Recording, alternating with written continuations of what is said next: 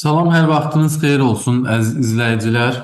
Biz bu dəfəki videomuzda sizinlə Time Biologiya sınaq toplusundan insan anatomiyasına aid olan birinci sınavın testlərinin izahını verəcəyik. Başlayırıq birinci sualdan. Aşağı və yuxarı ətrafların qıc olmaları hansı xəstəliyin əlaməti sayıla bilər? Bu 8-ci sinif biologiya kitabında qeyd olunub. Həzm sistemi xəstəliklərində vəbanın əlamətidir bu. Vəbanın əlamətidir. Ona görə birinci sualın cavabı B bəndi olur. İkinci suala gəldik. Funkun elmə gətirdiyi termin vitamin termini idi. Latın dilindən tərcüməsi vita həyat deməkdir. Həm də hansı terminin tərkib hissəsidir? Biosfer terminində bios həyat demək idi. E, Yunanca həyat deməkdir bios. Yəni bu terminin tərkib hissəsidir. Ona görə ikinci sualın cavabı A bəndi olacaq. Üçüncü sualda qalxana bənzər və qalxana bənzər ətraf vəzi üçün ortaq xüsusiyyət sayılmaz.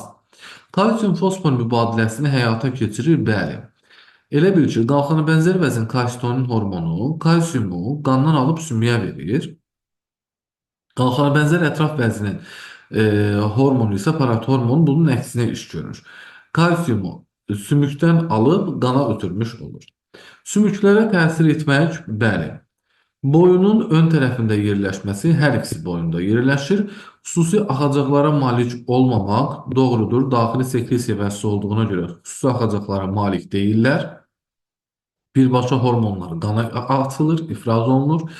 Kalsiumun qandan sümüklərə keçməsini təmin etmək bu ancaq qalxana bənzər vəziyə aiddir. Yəni cavabımız Y bəndi olacaq. Dördüncü sualda qanın belə funksiyası yoxdur. Qanın ifrazat funksiyası var idi ki, ifrazat məhsullarını ifrazat orqanlarına çatdırırdı. Tənəffüs funksiyası var, qazlar qanla daşınır. Müdafiə funksiyası var, leykositlər yad cisimlərə qarşı orqanizmi müdafiə edir. Həmçinin də trombositlər artıq qan itirmədən orqanizmi qoruyur, müdafiə edir. Tənzimləyici funksiyada hormonlar da qanla daşınır. Həmçində bədən temperaturunun sabit qalmasında da rol oynayır. Bu da tənzimləyici funksiyaya aiddir, istilik tənziminə. Amma qanın özünün qan yaratma funksiyası yoxdur. Qan yaranır sümük iliyində. Bu da dayaq hərəkət aparatının funksiyasıdır. Yəni cavabımız B bəndi olacaq. Beşinci sualda bizə deyilir ki, qanda karbon qazının miqdarı V ilə tənəffüs hərəkətləri arasındakı asıllıq isə hansı qrafikdə verilmişdir? Qanda karbon qazının miqdarı artdıqca tənəffüs hərəkətlərinin miqdarı artır. Azaldıqca isə karbon qazının miqdarı, tənəffüs hərəkətlərinin miqdarı azalır.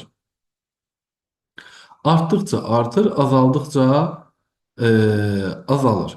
Yəni bizim burada 5-ci sualda cavabımız nə olacaq? Y bəndi olacaq. Arta-arta gedəcəkdir, yəni bu şəkildə. Yəni düz mütənasib asılılıqdır sanki.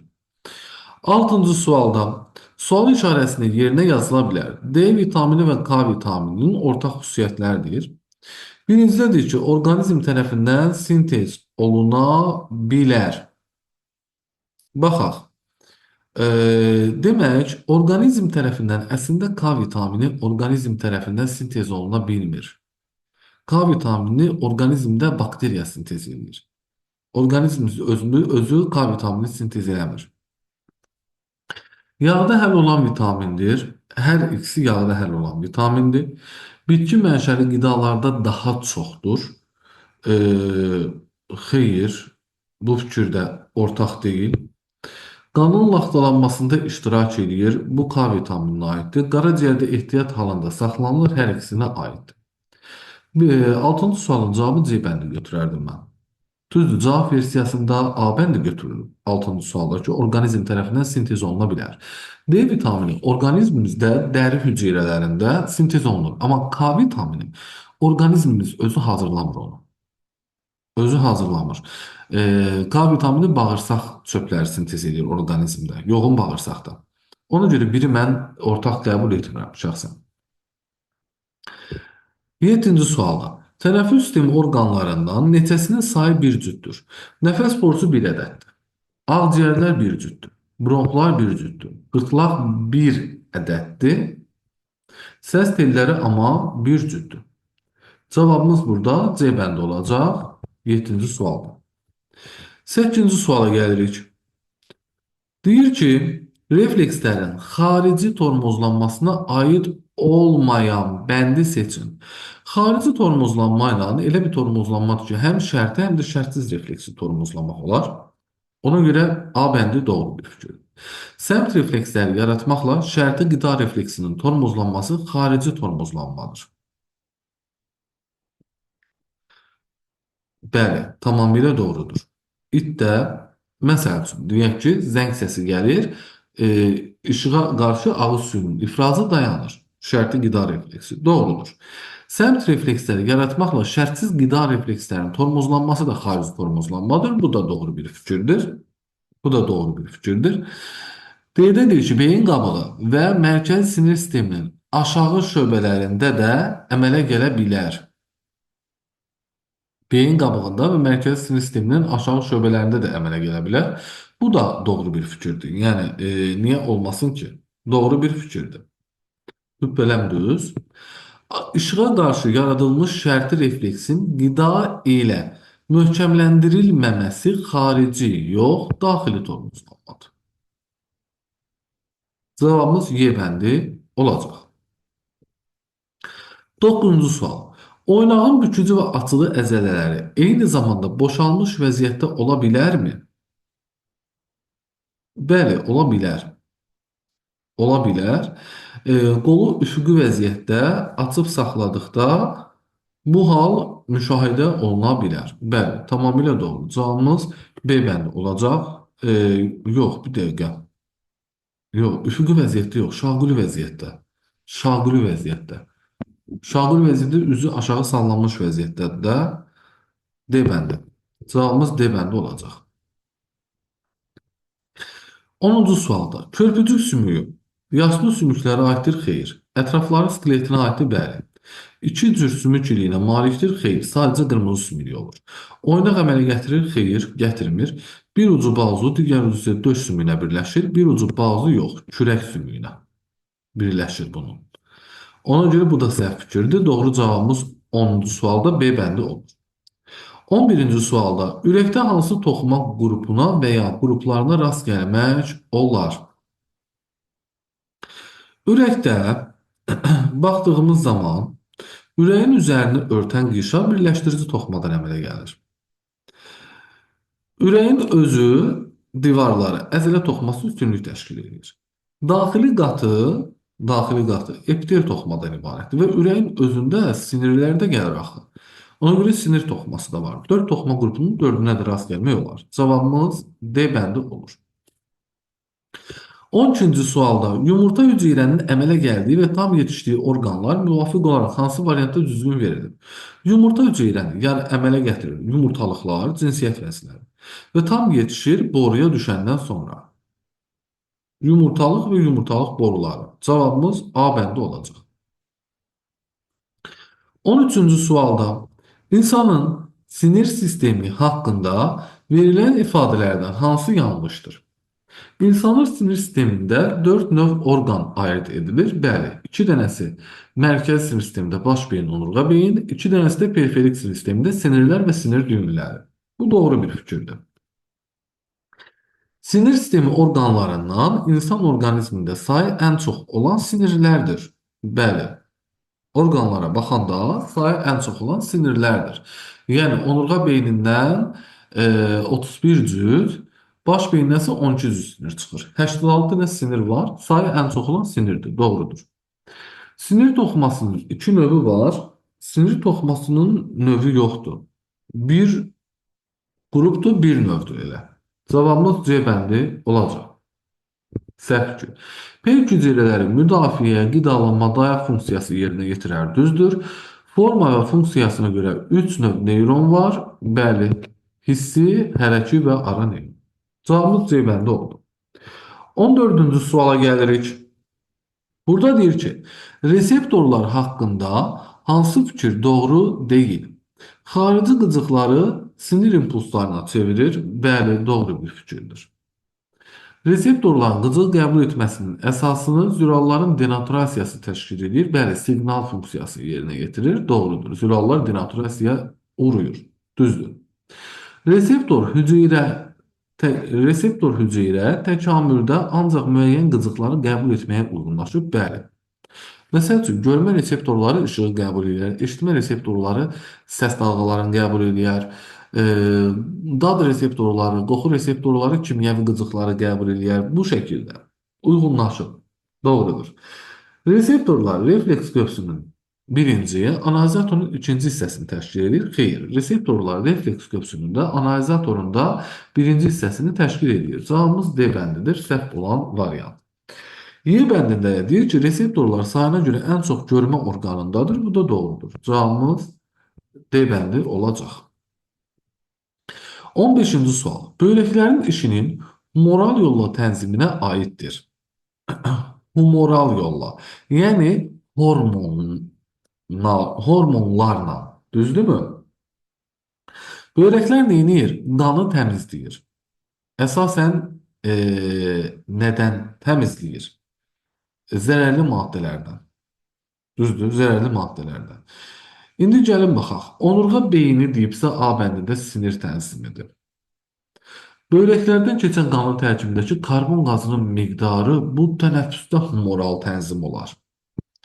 Beyin kötüyüdsə bu nədir? Sinir tənzimidir. Böyrəklərdən keçən qanın tərkibində sidik cövhərinin miqdarının artması bu da burada bir rol oynamaz.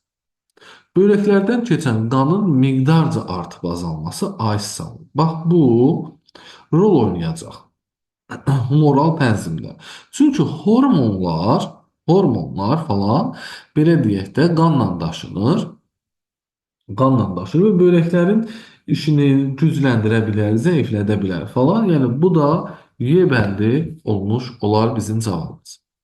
15-ci sualda hipofiz bəzi tərəfindən ifraz olunan antidiuretik hormonun miqdarı ilə böyrəklərdə yaranan sidiyin miqdarı arasında asıllıq mövcuddur.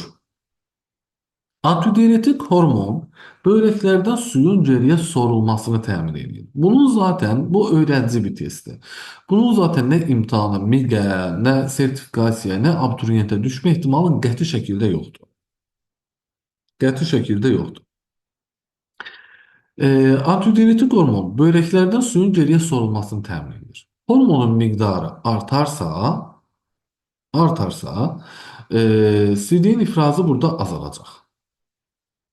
Su geriyə sorulacaq, sidiyin miqdarı azalacaq. Ona görə də 16-cı sualda cavabımız A bəndidir. Nədir? Tərs mütənasib asılılıqdır. 17-ci sualda qalxana bənzər vəzinin hiperfunksiyası nəticəsində yaranan xəstəliklərin kimlərdə müşahidə olunma ehtimalı daha çoxdur? İmmun sistemi aşağı olan insanlarda xeyr. Qalxana bənzər vəzinin hiperfunksiyası nəticəsində yaranan xəstəlik bazidovdur. Bir suyunda yod çatışmazlığı olan yüksək dağ rayonlarının əhalisi arasında yod çatışmayanda trioksidin miqdarı azalar. Bu da hipofunksiya adlanır. Hiperfunksiya adlanmaz. Ona görə bu da doğru deyil. Uşaqlar arasında xeyr. Maddələr mübadiləsi yüksək intensivlikdə olan insanlar arasında, bəli, bax bunu götürmək olar. Sümüklərdə kalsium çatışmazlığı olan insanlar arasında xeyr. Bu da aid deyil. Cavabımız D bəndidir. Hər ehtimala cavab B bəndi verilib. Amma yenə də mən B bəndinin doğru olduğunu düşünmürəm. 18-ci sual. Osteomoliasiya və raxit xəstəliyi üçün ümumi əlamətlər. Yaşlı insanda osteomoliasiya olur.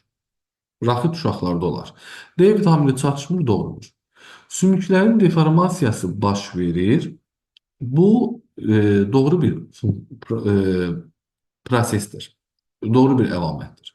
Uşaq xəstəliyidir, raxitə aiddir. Sümük toxumasının ümumi yumşalması baş verir, bəli. Cavabımız 2, 3 və 5 D bəndi olacaq 18-ci sualda.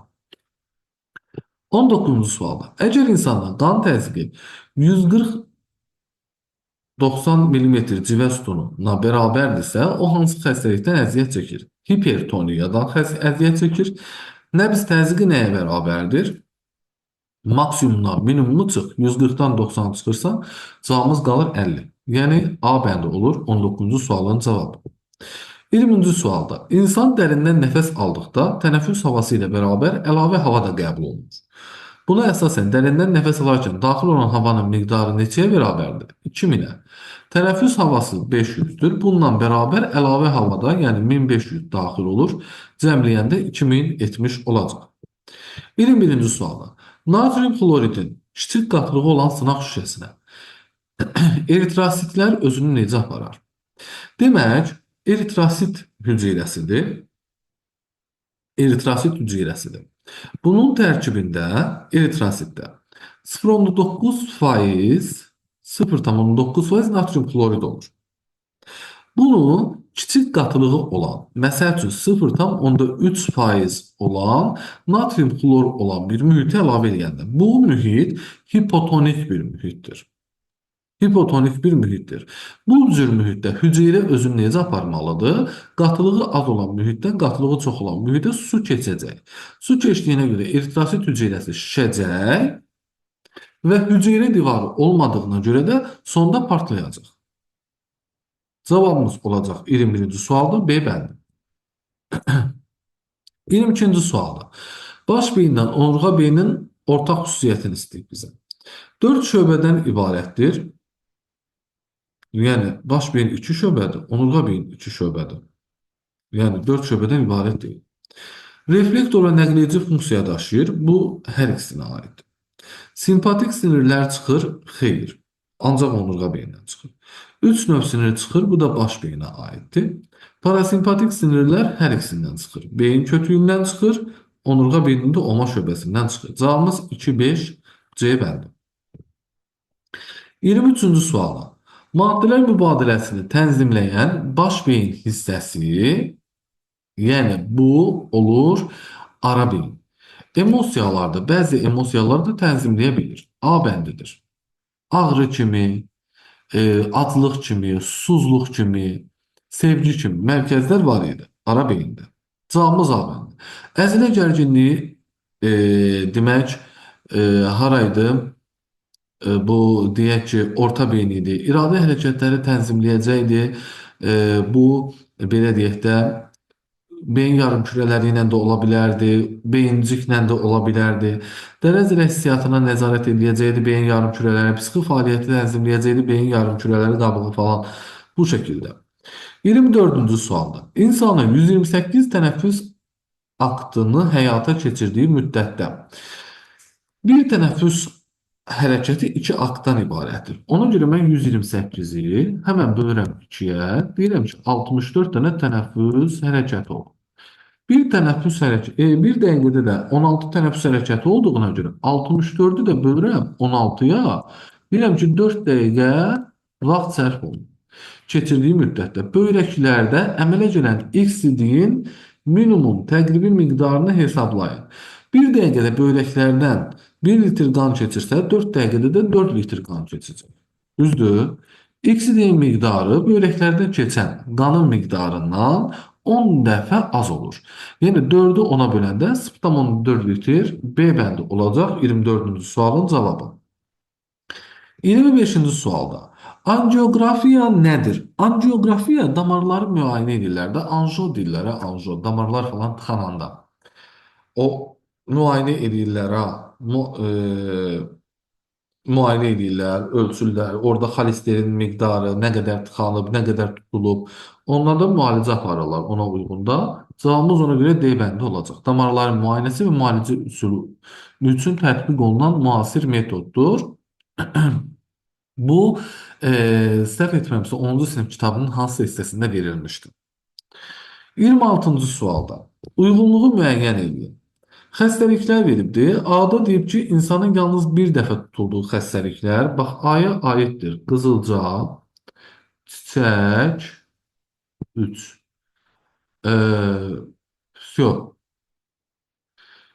İnsanın heç bir zaman tutulmayacağı xəstəliklər, inək taunu ilə donuz vəbası. 2 ilə 5 də demək, Nə oldu? Qələmim hara getdi mənim? 2 ilə 5 də B-yə aid.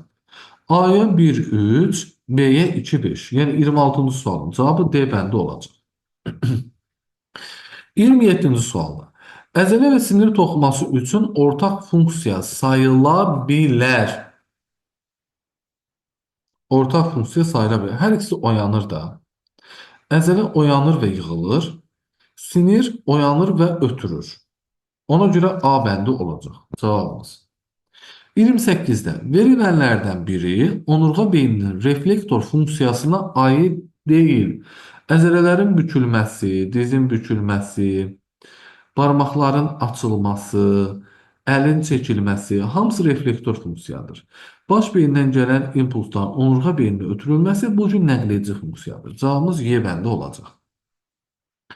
29-cu sualda qaraciyərdə karotin maddəsindən sintez olunan vitamin A vitaminidir bu. İnsanda hansı simptom çatışmadıqda insanda hansı simptomlar əmələ gələr? Sümüklərin əyilməsi xeyr. D vitaminində olur bu. Sinsiyyət vəzinin işinin pozulması xeyr. Bu da Y vitaminindədir. Diş ətinin qanaması, bu da deyək ki, C vitamini ilə ola bilər.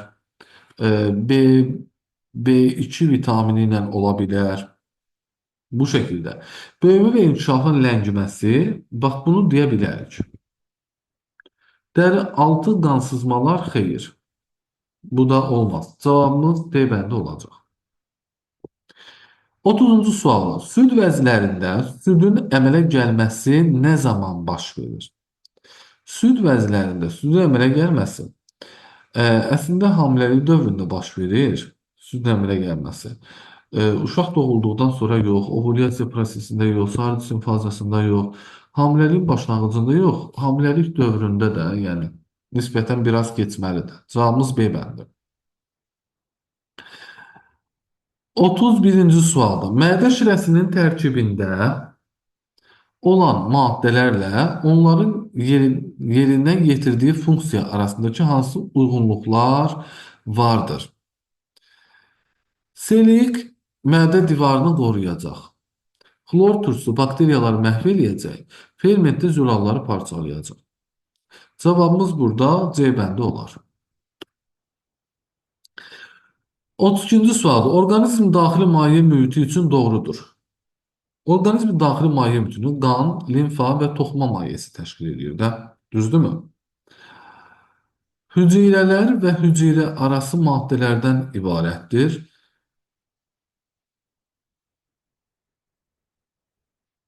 Yəni tamam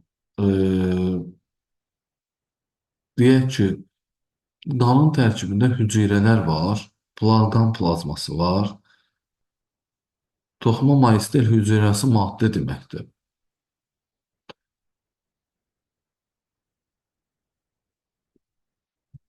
Qoy bir dəqiqə bunu saxlayaq.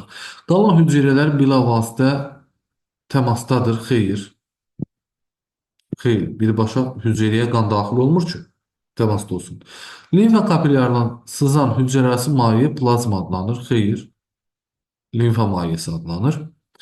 Limfa mayesi limfa damarları ilə qan damar sisteminə keçir. Bax, bu doğru bir fikirdir. Sabit olmayıb maddələrin daxil və xaric olması sayəsində daim dəyişir.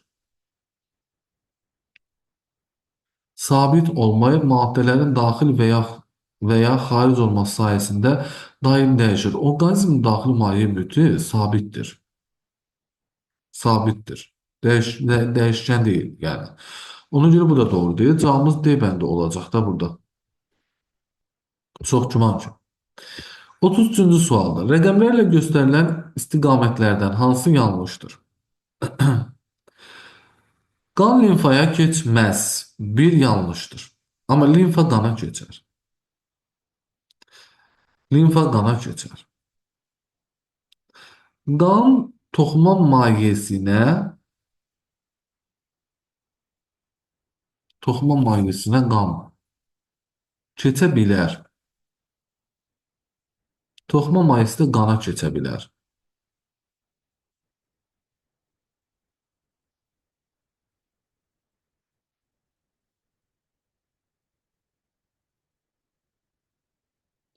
Bir dəqiqə qoy fikirləşək burada. Rəqəmlər göstərən istiqamətdən hansı yanlışdır? Demək, burada qan limfaya keçə bilirmi? Qan limfaya keçmir axı. Qan limfaya keçmir axı. Amma limfa qana keçir. Qan toxuma mayeəsi ilə də qarışa bilər. Deyək ki, açıq qan damar sistemi olan canlılarda. Toxuma mayeəsi də qanla qarışa bilər. Toxuma mayeəsi limfaya, limfada toxuma mayeəsinə qarışa bilər. Yox, limfa toxuma mayeəsinə keçməz. Yox, yox. Limfa ancaq qana keçər. 6 da doğrudur. Mən burada B bəndi götürərdim cavabı. Mən burada B bəndi götürərdim cavabı. Nəsə qəribə bir sualdır bu. Nəsə qəribə bir sualdır. Hansı orqanın fəaliyyətinin nəticəsində kimyəvi enerji elektrik enerjisinə çevrilir? Hə, bu əzələ olmalıdır. Yox, beyin. Elektrik enerjisi deyirsə beyindir cavabımız. Beyin. Sinir impulslarının ötürülməsi zamanı elektrik enerjisindən ötürülməsi olması vacibdir. Kimyəvi enerji, aktiv enerjisi elektrik enerjisinə çevrilir. Cavabımız B bəndi. 35-ci sualda sual işarəsini yerinə yazıla bilər. Sual işarəsini yerinə yazıla bilər. Qaraciyər verib, əzələ hüceyrəsi verib, ennazolaqlı skelet əzələsidir. İstiliyin daima əmələ gəldiyi orqandır. Bu qaraciyərə aiddir. Qaraciyərə aiddir. Burada hamısının müsbət qoyulmasına baxmayın, çaşdırmayasın deyə bunu o şəkildə qoyulub. Çox nüvəlidir hər ikisi. Vitamin sintezində iştirak edən qaraciyərə aiddir. Bədən temperaturunu tənzimləyir hər ikisi. Qana ehtiyat halında depolayı qaraciyərə aiddir. Cavabımız 2 və 4. D bəndi olacaq 35-ci sualda. 36-cı sualda timus vəzi haqqında hansı fikir yanlışdır? İnsan yaşlaşdıqca timus vəzi atrofiyaya uğrayır. Bəli, ölçüsü kiçilir. Bu doğru bir fikir. Timus vəzi hormonları uşaqlarda cinsiyyət vəzinin vaxtdan əvvəl inkişafının qarşısını alır. Bu da doğru bir fikirdir. Hazırladığı hormon tiroksindir. Bu da doğru fikirdir. Qanda limfositlərin miqdarını hazırladığı hormon tiroksin deyil, timozindir. Bu fikir doğru deyil. Cavabımız C bəndidir. Qanda limfositlərin miqdarını artırır. Bəli, immun sistemin orqanlarından idi, artırırdı. Döş boşluğunda yerləşən tək daxili sekresiya vəzidir. Bəli, doğru bir fikirdir. Cavabımız C bəndi oldu. 37-ci sualda şəkildəki orqan haqqında verilmiş hansı məlumat yanlışdır? Görmədə baş verən yarımkürələr məlumatı həm sağ, həm də sol gözdən alır. Doğrudur da. Həm sağdan alır, həm soldan. Məlum olan əşyaların tanınması üçün gözlərin hərəkəti vacib deyil. Gözlərin hərəkəti vacib deyil ki, işıq şüalarının gözə düşməsi vacibdir. Rənglərin qavranılması kolbacıqların müxtəlif nisbətdə oyanmasından irəli gəlir. Bu da doğrudur. Müxtəlif nisbətdə, yəni ki, gözə işıq şüasının düşmə bucağından falan asılıdır ki, kolbacıqlar müxtəlif nisbətdə oyanırlar burada, doğrudur. Görmə sinirinin torlu qişədən çıxan yeri fotoreseptorlarla zəngindir. Görmə sinirinin torlu qişədən çıxan yeri kör ləkədir. Burada fotoreseptorlar, yəni işıq şüalarını qəbul edən reseptorlar olmaz. Cavabımız D bəndidir burada. Səhv tipdir. Sarı ləkənin ətrafında həm kolbacıqlar, həm də çöpcüklər vardır. Ondan daha uzaqda çöpcüklər yerləşir. Sarı ləkənin ətrafında kolbacıqlar çox olur. Kənara doğru getdikcə isə onların miqdarı azalır. Miqdarı azalır. Həmçinin də sarı ləkənin özündə çöpcüklər də var. Çöpcüklər var. Çünki burada bilirsiniz necədir? Burada görmə reseptorlarının ən çox olduğu yerdir. Hər ikisi var. Onlar kənara getdikcə isə yenə çöpcüklərin miqdarı da azalacaq. Bu da doğru bir fikirdir. Cavabımız D bəndi olur 37-ci sualda. 38-ci sualda verilmiş proseslərdən hansı qanın normal laxtalanması prosesinin gedişini zəiflədər? zəiflədər. Qan plazmasında fibrinogen fibrinə çevrilərdi elə zaten laxtalanma zamanı niyə zəifləsin ki? Qan plazmasında protrombinin trombinə çevrilməsi, xeyr, bu da zəiflətməz. Yəni protrombin trombinə çevrilir, trombin də fibrinogenə təsir edir, o da fibrinogen də fibrinə çevrilir. Yəni bu da zəiflətməz. Orqanizmdə K vitamini miqdarının azalması bəli, laxtalanmanı zəiflədir. Cavabımız C bəndidir. Qanda kalsium duzlarının miqdarının artması laxtalanmanı artırar, zəiflətməz. Fibrin saplar və qan cisimciklərindən ibarət laxtanın əmələ gəlməsi laxtalanmanı gücləndirər, zəiflətməz. Cavabımız C bəndidir. Əgər B1 vitaminli olan sutqalıq minimal tələbat A qəbul etsək, A bölünsün 100 ifadəsi hansı vitaminə olan sutqalıq tələbatının minimal tələbatını əks etdirir? Cavabımız D variantı, D vitaminidir. B variantı. B1 vitamini gündəlik norması 2-3 milliqramdır. Bunun 2-ni minimal miqdarı 100-ə bölsək, tam %2 edir. Bu da D vitamininin minimal miqdarı idi. 40-cı sual. Kosmik gəmidə olan kosmonavt fəzada səmti yalnız gözü ilə təyin edə bilir. Bu hadisəni daha düzgün necə izah etmək olar? Vestibulyar aparat işləmir də çəksizlik şəraitində. Beyin qabığının müəyyən mərkəzinə ötürülmür. Yəni, cavabımız D bəndidir burada. Çəksiz şərait olduğu üçün vestibulyar aparatın gələn oyanmalar beyin yarımkürə qabığının müvafiq nahiyələrinə ötürülmür. Belə, əzizlərim, bu dəfəki test izahımız bu qədər. Sağ olun, hələlik.